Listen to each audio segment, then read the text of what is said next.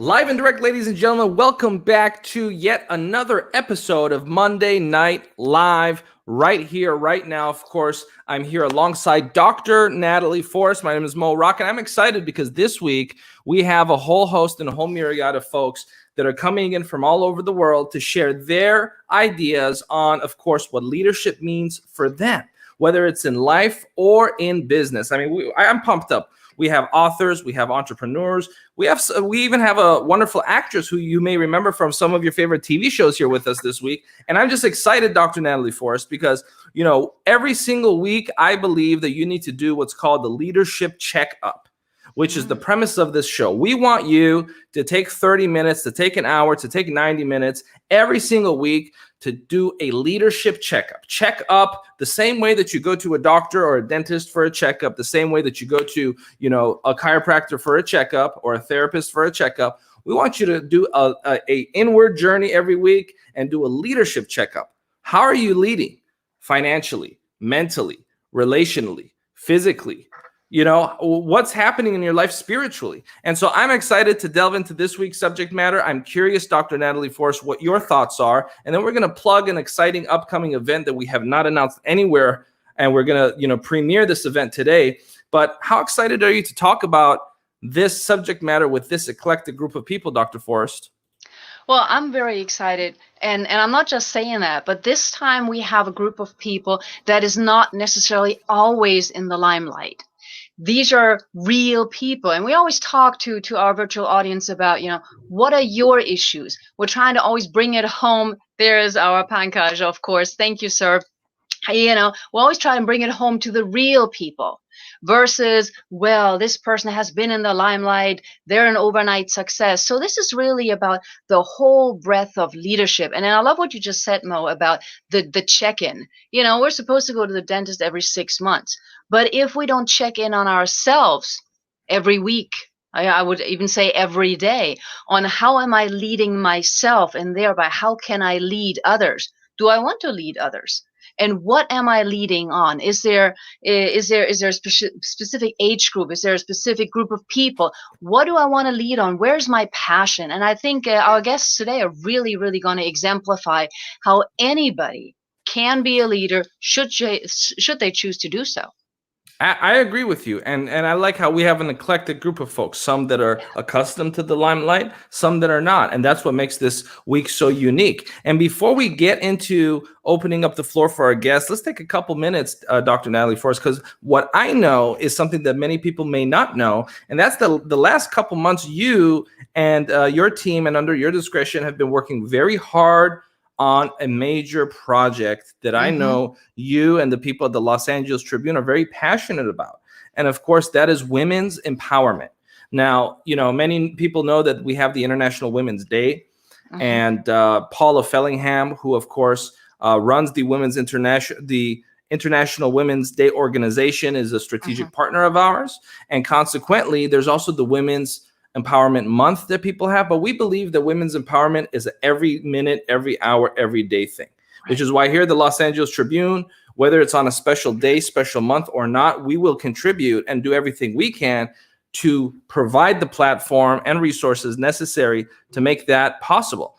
And so what I'm curious is what your thoughts are here, Dr. Forrest, on this incredible event that you are the executive producer of. And I'm going to go ahead and have the graphic pop up here. Wow, look at these incredible guests. And this is actually the first time that this information has been made public. There are several folks that are not on this flyer. And this just already looks groundbreaking to me. I mean, here we see Forbes Riley, who's, of course, done over $2.5 billion in sales. We see the great Sharon Lecter, of the Rich Dad, Poor Dad series. We see Dame Doria Cordova, who's of course been knighted by one of the most ancient orders and is a dame because of her philanthropy and charity work. We see Lena Nolan of the Nolan Family Foundation, and so many incredible folks. And we don't have time to name everyone because we'll be here all day. But Dr. Forrest, please talk about this upcoming event and how excited you are and what people can expect from it. Well, I'm not excited. I'm exhilarated.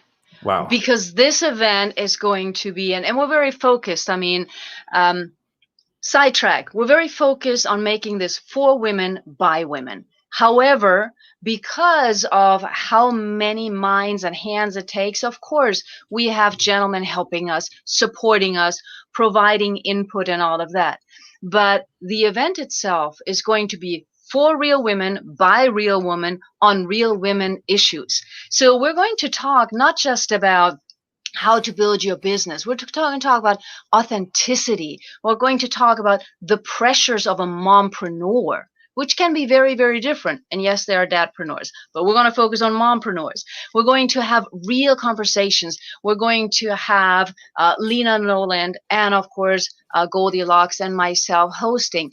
And then we've got Sean coming in about TV, getting your message out. We're also going to have a panel just about the inspirations for children that children can see and gather when they see their moms live their dreams, be passionate, and handle a whole lot of other stuff. So it's going to be a huge breadth of information. I recommend that anybody who's going to come is going to have notebooks and all of that. The website, of course, is www.latleap.com.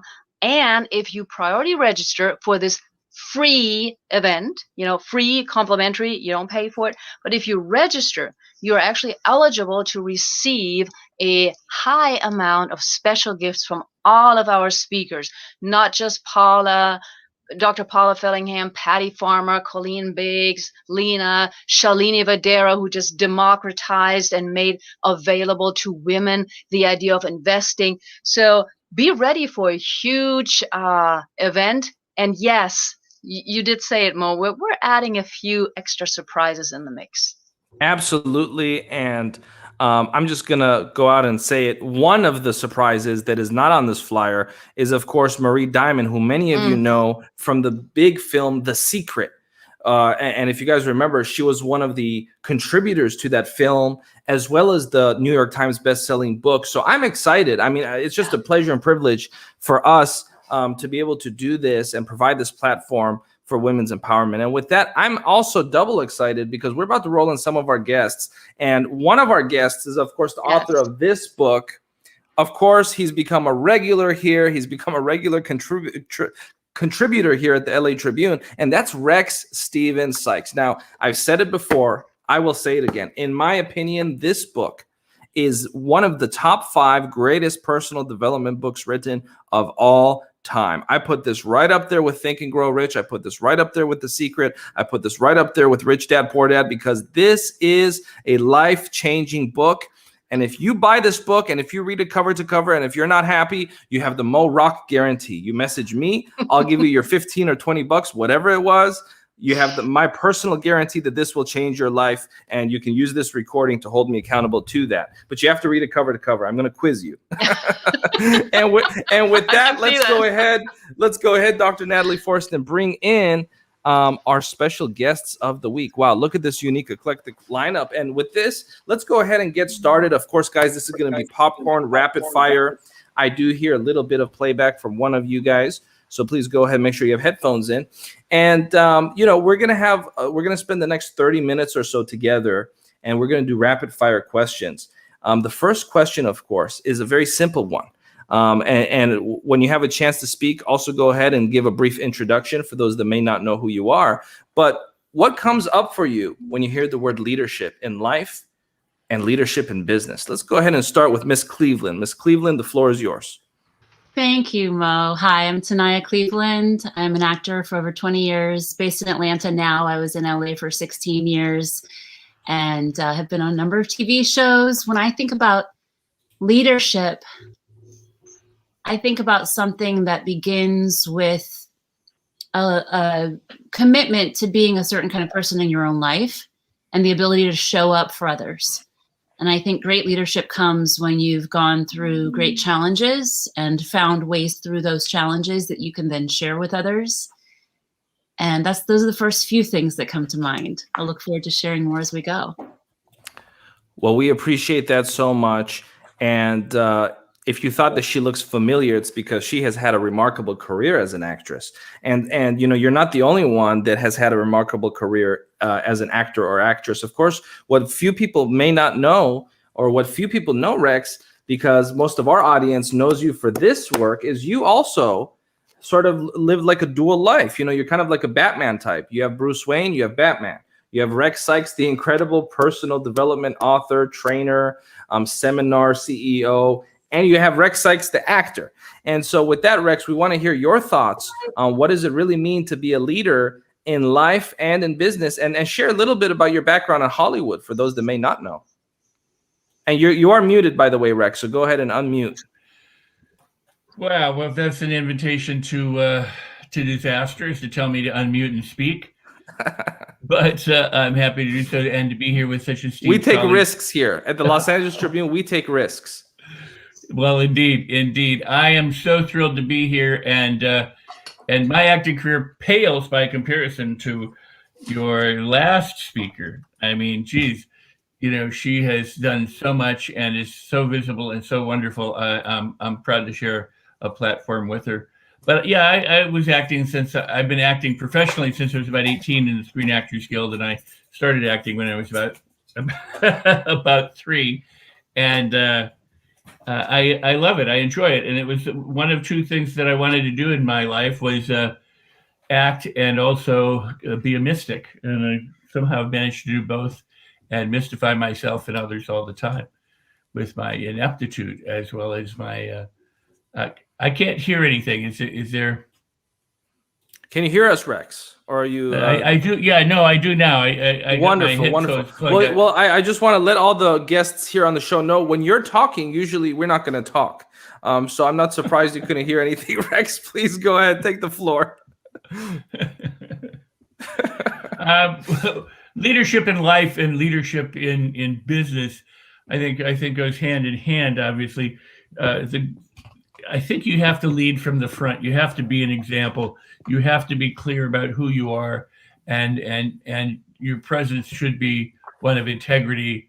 You ought to also be able to walk your talk and show by example, not just by what you say, because it's easy to say one thing and do something completely otherwise. So for people to want to follow, you have to be, I believe, I mean, obviously, you know, if someone's in the military, they can be conscripted, they can have to do something. But in life, in most cases, people don't have to follow you. But if they choose to follow you, it's because they found something about you that was appealing and desirable and hopefully worthwhile. And I believe the more you love, the more you get back love, the more you first pay attention to other people, the more people will pay attention to you. So I have a principle of go first. And I think that's what a leader does. A leader doesn't expect anyone to do anything that the leader wouldn't do. And yet there are lots of leaders who say, go do this and go do that because they won't. So I don't really think that's an effective leader. And with that, I hope I've made a point that it's cogent here tonight. Amazing. I appreciate that perspective. And let's now go to Dr. Lindsay. Dr. Lindsay, what comes up for you when you think of the word leadership and leading in life and leading in business, and a little bit about your background as well? Dr. Lindsay, the floor is yours. Thanks, Mo. Yeah, so I generally go by Dr. Lunsford. I'm a researcher and an educator. I'm based in the Southeast, and I'm really happy to be asked this question today. So for me, leadership is, I always think about leadership that is visible, like the person that's out there in front, but I also think about leadership that's usually unacknowledged or invisible, which is often what some people refer to as like servant leadership, those that lead from behind. And I also think about leadership as being varied. So leadership is being something that we all may have the capacity to do and something that we may choose to do at times, or other times it's a choice that's put upon us and we live to fulfill those roles. So I'm really interested again in how leadership manifests itself in ways that are conscious, and then other ways that are a little more socially subconscious, or those leaders that are kind of leading from behind. So both of those ways really intrigue me. And yeah, back over to you, Mo. Excited to be here tonight. Awesome. Thank you so much for that contribution. And Connie, we would love to hear your thoughts on the distinctions we're talking about this week. The floor is yours. Okay, well, thank you. Thank you. So actually, I was a college teacher for 40 years. Okay, so I guess I was kind of a leader in those days because I was the teacher, and I love doing it. But now that I'm in business and I'm retired, I've become like a student, and I am learning all the time because I believe so much in education. And I think an important thing about leadership is to be open and to learn what you don't know. And that's what I'm doing. I'm starting from scratch. And I have so many ideas going on in my head, but I'm trying to inspire other older people that we can still do things. Oh, thanks for the thumbs up. Yeah. I'm trying to inspire them that we can learn new things and we can still be moving forward. And I'm moving forward every day. Amazing. Beautiful. Beautiful. Thank you for that message. So since we have two people here that know what it's like to work in the entertainment industry and know how much grit is required to constantly go to casting calls or talk to casting directors or talk to producers and go project after project. Very few people know how difficult the life of a working actor or actress is. And we're gonna start off and segue into this distinction, and everyone's gonna chime in on it, on the importance of grit, persistence, and constantly moving through life and in business. And I'm going to go back to Miss Cleveland here to talk about her journey as an actress, what that has meant, maybe share some personal stories that you have had as an actress, going through it, constantly dealing with, the ups and downs of being a working actor or actress, how difficult that is. There's a lot of people watching this that have no idea, right? I mean, those people that live in Southern California or work in the industry, it's like, duh, we know how it is. But someone watching this in Milwaukee may not have an idea of how much grit is really required because they just see the glamour. They just see the glamorousness of it. They just see you on TV. They think, oh, wow, you must have it so easy, but they have no idea. So first, just share a little bit about how tough it is. Secondly, talk about the grit required to actually make it work. Please, Ms. Cleveland, the floor is yours. Thank you, Mo. Yeah, it's interesting because I spent a lot of time on Clubhouse. That's how I was so lucky to meet y'all. And more and more rooms are popping up now about like mental health for performers and creatives, and particularly a lot for actors, because it's a conversation that doesn't often happen. Usually we don't find out that it's so much of a challenge until and unless someone famous really like hits a wall and goes to rehab or commit suicide, or we see their life story later. It's not something that's been talked about a lot until more recently. All the challenges, the daily challenges that performers go through, whether you've made it or not. There's the whole world of challenge up until you've made it to a certain point. And a lot of people think once you've made it, then those challenges go away. They don't, they just change. Being a performer is challenging. That doesn't mean it's not a beautiful career that I am grateful to be a part of. It just means that there are challenges at every step of the way. And, whether it's auditioning after auditioning after auditioning and not knowing when you're going to actually work, whether it's getting that role and just being on set for one day and having to worry about how you're going to fit in with everyone and whether you're doing things right, whether it's being the regular on a show and having people on the street recognize you and want things from you when you don't even know them, or having people come out of the woodwork that you haven't even talked to in 10 years, thinking you're famous or, and they want something, or just the really hard work it takes just to do the auditions well, or the hard work it takes when you're working on set and working 14-hour days, sometimes even longer, day after day after day. And if you're a very active, if you do stunts or if you do your own stunts as an actor, if you're a stunt artist, that's a whole other world of challenge. So yes, there are a lot of layers and levels, but I will say when I first started pursuing my career, I had that fantasy that a lot of people have, that I would just be discovered and plucked out of oblivion and put into this little, and just be a star. And like you said, that everything would be easy. And what I've learned is that none of it's easy. It's all hard work. Tania, let me ask you, Tania, because you do a lot of work in television and auditions. And for me, I mean, I always thought that I sucked at auditions. I hated it. I didn't, let me act, but I don't want to audition, because actors, and this is true for lots of people, but I mean, actors really have to get used to hearing no. They have to get used to, and nobody really tells you no. They just say thank you very much, and then you just never hear again, because they don't want to say no to you. So, how do you weather that? How do you yourself say, okay, I'm just going to do my best and let the chips fall where they may, after having just mentioned, as I too had hoped, somebody will just discover me and they'll think I'm the best thing that's ever happened, and then I don't have to worry about auditions again. So how do you navigate that? How do you navigate the no in your life when everybody says no? Yeah, so I'd say there are kind of 3 different things that come to mind, and hopefully I can remember them. So the first one is, I remember that it's a long game, and just because it's not a yes now doesn't mean it's not a yes later.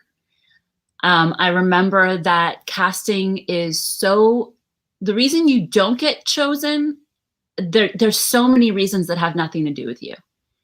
The reasons that you do get chosen, a lot of those also have nothing to do with you.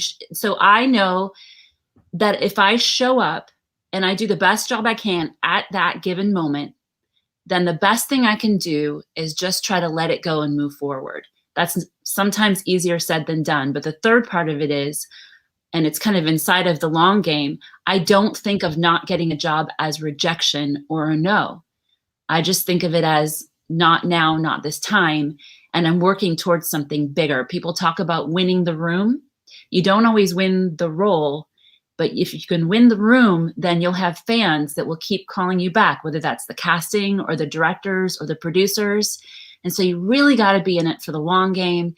You got to remember not to take it personally, and just, I would go crazy if I didn't look at it that way. If I took it personally, Listen, I encourage everybody to listen to you, whatever occupation you are, but especially if you're listening as an actor or somebody in the film business. I didn't. I mean, my career started in 1974, and thank goodness there now is the internet, because I've become friends with casting directors and producers, and since. But at the time, I had no idea what was going on, and we would just go in, and there was no communication. I just thought casting directors were horrible people who wanted to keep you out, and they only liked certain people. I didn't think about winning the room. I mean, I pissed off more people by going, "Oh yeah, you think you're God," and every time I opened my mouth, my foot would fall out of it. My acting coach said, you have like the worst reputation in Hollywood for being a hothead, and things really. When I was in my early 20s, myself and another actor, we won that award. But since then, what happened was, not that long ago, frankly, I mean, within the last 20, well, maybe 30 years, but definitely post 80s, I got it finally. I understood that it wasn't about me. It was about how I fit into the role, into the project, and whether or not I was a team player, whether I was somebody that they would want to be around, and could I win that room? Could I be in, like what you were saying, for the long game, and not concentrate on, am I going to be able to make my mortgage payment or my rent this time with this job? But is this a stepping stone to something better and greater? And as a result of having an attitudinal shift, and this is why I talk so much about mindset, is when you have that attitudinal shift like you have or had and have, you understand so much more, and it's so much easier when you don't make it about you, and it's not, do or die. I just really appreciate what you said, because it is so important to Sam. I'm going to tell a story about Sam Witwer. Do you know Sam? I can't think of the show he was on. It was in vampires and werewolves and something, and channel. I don't know what channel. Probably knows face. It probably does. I mean, I'm sure he does. And our buddy Glenn Morshower, you would talk, at length about, having careers. But Sam actually said that he owes his career to a casting director But he was crossing the street one day and he saw this woman crossing the street as well. And she dropped all of her papers and everything was flying everywhere. And he stopped what he was doing, ran over, helped her gather everything up, got them all up in her arms and helped send her on her way. And then later when he was called in to audition, it was that woman. And she was like, oh my God, you helped me out in the street, of course. And he got a role, he got a part as a result of that. Yeah. And because his head wasn't up the rectal canal, being the actor, so engrossed in himself, he actually noticed somebody else and something was going on and responded. And just, you call it the law of attraction or whatever you want to call it, happened to be the person he was going to see a half hour from then. And so it was because he was more than just inside himself, which I think too many performers oftentimes are. And that's why they have trouble. That's certainly where I was at. It was all about me at the time, not about anybody else. So I really appreciate what you said. Thank you. Let me jump in here for a second, because I think all of these points are so important, and we can see that from the virtual audience as well, right? It's about resilience. It's about believing in yourself. It's not giving up. It's not taking it personally. And so this is a little bit of a trick question, because everything that you said thus far seems to apply to just about every job out there, right? Now, being an actor, an actress, a performer, puts you in the spotlight, and you know that you're getting to be in the spotlight. So with all of that, why would you choose that? Why would you choose it? I mean, seriously, right? Because Tanaya, you mentioned, and then people on the street, they're like, want something from you and you don't even know what they're. So why would you choose that? And what is the power, once you have a little bit of limelight, to be a leader? Who wants to go first? Well, I mean, I can go first if you want. Yeah, go for it. Absolutely. So on Clubhouse, I have a club. I have one club. It's called The Actor's Calling. And the reason I called it that is because there are people come to acting for different reasons. People come to anything where you're in the limelight for different reasons. Some people come specifically for the attention, and it may be because psychologically they didn't get enough attention when they were younger. But my hope is that most people who come to it and stay in it, in performing and really storytelling, which is what we're doing, is because there's something inside of them that calls them to it. I love storytelling. I am absolutely convinced that what Joseph Campbell and Carl Jung discovered around the same time back then, that without stories, we as human beings would literally lose our mind. It's how we find a sense of what makes sense in the world. It's how we learn and grow. And through storytelling, you have the opportunity to be a leader because you choose what stories you tell. And hopefully they're human stories that speak to everyone, but also that show us a world that could be. And I truly believe the world changes through storytelling. So in some ways it's a sacrifice. In some ways you sacrifice yourself for the greater story and the greater good. And I don't mean to say that in a way that I think I'm a martyr, but there are things that you have to give up, and you do kind of got to get over yourself, like you said, Rex, to be part of something bigger. And for me, I might have come to it for the wrong reasons, but that's why I have stayed in it. I love storytelling. That's awesome. And I'll agree with you. I mean, I was put in acting class when I was 4 and dance and acrobatics when I was 3. So, I mean, I kind of grew up in it and I loved it. But when I had the opportunity as a teenager to turn professional, I was doing it for all the wrong reasons. I wanted it to get women. I wanted it to be popular. I wanted all the very things that you learn as an actor gets you nothing in Hollywood. I mean, nobody in Hollywood cares if you're an actor or not. If I had been a musician, maybe that something would be different. You always look at something. Those guys get the girls. The actors, they go, so what? Everybody's an actor. My doorman's an actor. Who cares? But I didn't like the process. I loved workshopping with certain people and doing the process there. But I found that even after a while, I stopped working on scripts. I just kind of phoned them in at workshops because my heart wasn't in. I was letting the industry get me down. And so instead of being the storyteller and loving what I was doing. I was reacting to circumstances around me and letting the circumstances dictate who I was and what I was going to do and whether I was good or bad or not. And then if something didn't work out, it wasn't my fault because I just phoned it in. I mean, I had all the excuses to not why I wasn't succeeding at the time too. And because if I tried really hard and I failed, then I would feel really bad at that time in my life. But what I came to realize is, if you make it fun and you realize that if you're going to go on location, it's kind of like going on a camping trip with friends. If you're the grumbler and the pain in the ass complainer, they're going to kick you out. They're going to boost you. They don't need you. They want a team player. They want somebody who's fun to be around, who helps the project be better than it would be without your presence or without your participation, and that's why they hire you, is to make it the best that they can. And they've chosen you maybe over all sorts of other people as my first role. When I was first tapped Hartley in the Screen Actors Guild, they were like, out of everybody in the Screen Actors Guild, only you can fill this part. And I was like, oh, and it was a nothing part, but in terms of its prominence, but they went to that. They went, well, no, but I mean, you're right. But what I meant was it wasn't a starring role. It was just I know. And at the time for me, they made me cut my hair, and I was really upset. But because then it was like I'd walk around Hollywood going, I don't wear my hair like this. I really, this is not me. I was so messed up. So the thing is that it's really quite easy when you realize that you fit a larger scheme of things, and that your position in that is to support that. And when you do that, you get everything in return. That's that go first. When you understand that it's not what you can get from something, but what you can contribute to something, that makes all the difference in the world. And I want to jump in here because, and this may seem like a weird sidekick over to Dr. Lunsford and Connie. However, I've been trained as a teacher, and I used to teach for a while.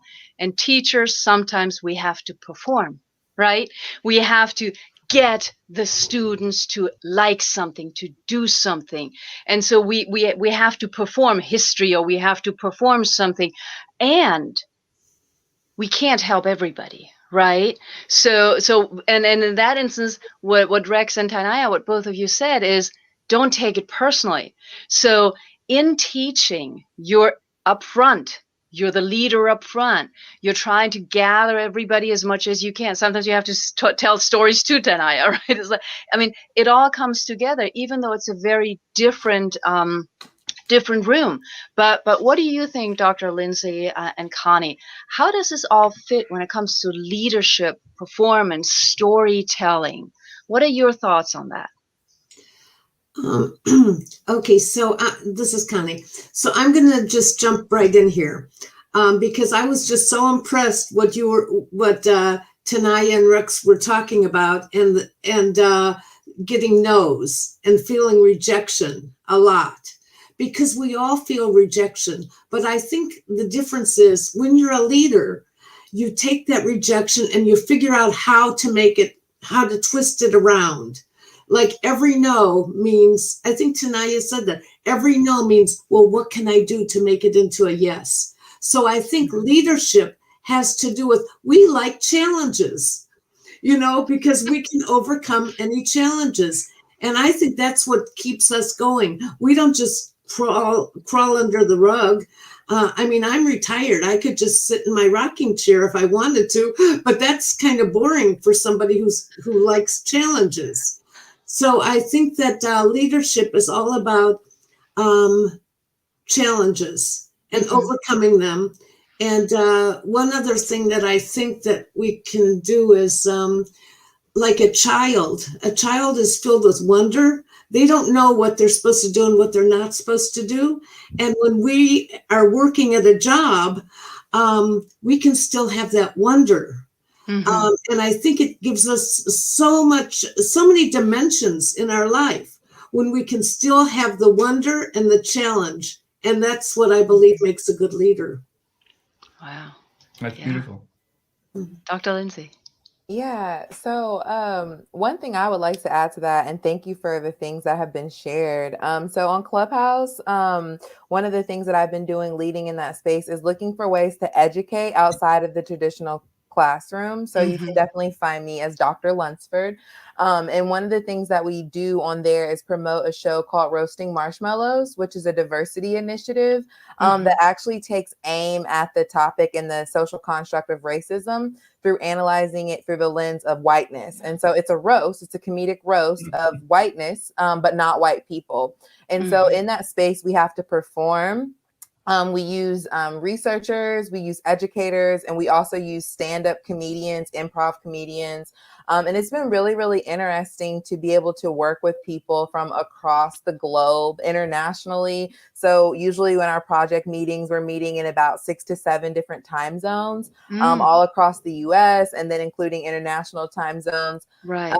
And then also working across so many disciplines, right? So you have your entertainers, you have researchers, then you have just regular people that are more so maybe into logistics and planning and organizing. So it's definitely been a challenge for me as a leader to learn how to adapt to all of those different learning styles, and then also to get across a clear narrative, because anytime we talk about race, it's often very painful and often a very hard topic for people to broach. And that's why we use the lens of humor and comedy to help reach audiences and to help people better understand things. And so we call it that merge of education and entertainment, which I'm sure you're familiar with the term edutainment. Yeah. And so by stepping into that space, I really think it's powerful to use storytelling, emerging technology, and leadership to convene such spaces. And so I've been excited to be able to be a part of that. And we're looking forward to our next show, which will be coming up towards the end of June. So really excited to continue that learning and that growth path. Awesome. Awesome. That's amazing. And edutainment is that intersection, right? I mean, I on a side note, I don't recall how many students watched a movie and then came to me and would ask me, so is Abraham Lincoln really a vampire slayer? And they were serious about it. So, there is, I know, I'm just saying they were really serious. Hey, I have to come in, Natalie. That happens to be one of my favorite movies. Okay, and he was a vampire slayer, as far as I'm concerned. Yes, but of course. It's hard to believe that we're almost here in the tail end of this week's show, and this has been already a powerful show with such an eclectic group of folks with so many gems and lessons. And I hope people watch this 2 or 3 times, because if you listen to all of the folks here, there's so many lessons upon lessons. And we're going to go ahead and give everyone the floor to hear their final thoughts as we slowly wrap up this week's episode. And I'm going to start with Rex Steven Sykes, who of course is the author of this book. And I love this book. I really do. I use it as one of my North Stars. I once in a while open it and just let it fall on a chapter, because what's unique about this book is you could literally turn to any page and get a gem of wisdom. You get a couple paragraphs at a time. Here I'm opening it up. It says, today, do one thing to take care of you, do it again tomorrow. And it has a couple paragraphs about that. And that could be enough for the day. And then I go to another page, and it says here, stop creating trauma, drama, and crap in your life. And there's a couple paragraphs about that. So it's one of those books that you can purchase and keep, on your kitchen table and open it up once a day and get a quick gem of wisdom, So I love this book. I highly recommend it. And Rex, talk a little bit about your closing thoughts on leading in life and business. The floor is yours. Well, not to take yourself too seriously. The reason why I can say I was a messed up kid, teenage actor, and screwed up my career and did all these things is because it doesn't matter anymore. That was then, and I've learned and grown and have moved forward. In fact, in 2009, I launched a podcast radio show called Rex Sykes Movie Beat, which was, essentially the tagline is what to do and what not to do when making movies, TV, or media. And the point is that I oftentimes use myself as an example of don't do what I did, do this instead. And I would have directors and producers and casting directors and screenwriters. My goal was to have everyone in the film business, but a lot of the crew don't want to talk about what they do. So it's harder to get like someone from craft services to talk about about that. But every part of for the person who sweeps the cigarette butts up off the street is a necessary component of making a movie. You know, when you see a war-torn village or a ticker-tape parade, somebody has to mess up the street, and now it's computerized, a lot of it, but somebody had to mess up the street and somebody had to sweep it back up. Every single person, there's no job too low on a film set, because if that person weren't doing it, you know, if I were the producer, I'd have to be doing it. So you know, learning how to get over oneself, and if I can do that, anyone can do that, and that's why I wrote my book. Is just love life, love yourself, love the people you're around, and when you live from a place of contribution and of adding value, you know, and going first as opposed to expecting people to give it to you first, then your life is so much more wonderful and so much more successful, because you're out of your own way, and you're not creating the trauma. And if anything happens, you can figure out how to navigate. I actually ended up as a professor in a college teaching how to navigate a film career, because of my radio show and things like that. And the bottom line is there are certain things you should not do and certain things you should do. And when you figure that out and you do the things you should and let go of the things you shouldn't, life works pretty darn well. And with that, I pass the mic. We appreciate you so much, Rex. And closing thoughts from Dr. Lunsford. Yeah, I think my closing thoughts are really just the power of storytelling, how that interweaves throughout everyone's conversation that was shared today, from actors to entertainers to educators. The topic of storytelling was just really prevalent. So I just am empowered to continue to look at telling nourishing, enriching, engaging stories that aren't often told, and looking for ways to tell them in really powerful and enlightening methods to get out to different diverse audiences. Really grateful for the power of Clubhouse for bringing all of us together today. Really grateful for the Los Angeles Tribune for elevating and giving platform to new and emerging stories. And again, definitely just want to reiterate our excitement for roasting marshmallows. The next one will be coming up around Juneteenth. Check us out on Clubhouse at Dr.Lunsford, and really plug in. We'll be looking for new roasters, competitors. It is a game show. There will be a lot of cash prizes given away. And we were happy to have a lot of LA-based comedians and roasters involved last time. So we were really looking to get some new people involved. So with that, I again just say thank you for the platform and the time. We appreciate you so much. And of course, it's fitting that one day after Mother's Day, we have a mother of one of our guests this week who's in the virtual auditorium. So go ahead and give it to Miss Cleveland. And I think I gave you a new nickname this week. You know, I think people are going to start calling you Miss Cleveland. So go ahead, please, Miss Cleveland. The floor is yours. I'm fine with that. Hi, Mom. Yeah, I'm very grateful for this moment and being part of this. I love what you said, Rex, about kind of getting over yourself. I think that's a huge part of being a leader. And I will say it's something that I deal with too. You know, even now, there are so many moments where those voices that you were talking about, Rex, that would come out and that would keep you from getting where you wanted to go in your career.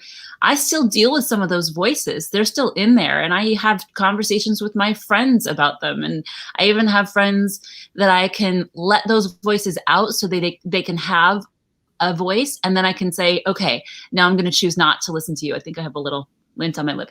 And that's a huge part. It's a huge part of showing up as a leader, is just getting over yourself so that you can show up. And I have to remind myself, what helps me is to remind myself that I have something to give others, like you said, Rex. And Dr. Lindsay, I'm so excited for your show. I saw something about that and I love what you said. I just want to really echo what you said about how you're roasting whiteness, not white people. And I think that's so important, because so many of us have to still be educated on what it even means. And so many of us have to remember that our white privilege doesn't make the person bad. It just means that there are things to learn about where we are and how we can contribute to changing the world in a positive way. So I'm looking forward to that. And I'm looking forward to hearing what Connie has to say. And just, Mo and Natalie, thank you so much for having me. Thank you for being with us. And with that, Connie, closing thoughts. The floor is yours. Well, I would just like to say that Tanaya, your mother is beautiful. Okay. And you should tell her that I applaud her for raising such a wonderful daughter. Okay. Well, she's listening, so. Yeah, I know. I can tell that. So one of the things is I love being on this show because I'm surrounded by so much wisdom, and I'm taking notes. And somebody who's watching it said, every day is a new day to shine. So I love hearing these words of wisdom because I love learning new things all the time. And I'm going to tell you my inspiration. My inspiration was Satchel Paige. Has anyone heard of him? He was the first, he became a rookie baseball player for the Cleveland Indians. And I'm from Cleveland, by the way. He became a rookie pitcher at age 42. And I read a lot about him. And he said, nobody told me I was too old to be a baseball player. And I love those words because nobody told me the same thing. So I just keep going as if I'm 30 years old, which I'm not. So I think that it's just something for people to teach other people. Just be yourself and learn from everybody around you. And I thank you all for your words of wisdom, which I've been sitting here taking notes on. Okay, so thank you. Incredible. And final thoughts of the week, Natalie Forrest, please close us out. And before you close us out, I want to thank everyone watching in the virtual auditorium. Want to thank our friends at Roku TV and thank these wonderful guests that have graciously given their wisdom for our audience to make an impact, to make this world a better place. Dr. Natalie Forrest, please close us out. Well, I think the only thing that comes to mind is that leadership does not fall into any given parameters, but that you can decide how you want to lead, where you want to lead, and who you want to impact. And that is simply by you making choices for your life, living by example, being persistent, resilient, and telling your story or any other story that matters and hopefully impacts people positively. That's what I got from all of these amazing people tonight. Amazing. We'll see you guys next week. And remember, the best is yet to come. Thank you. Thank you.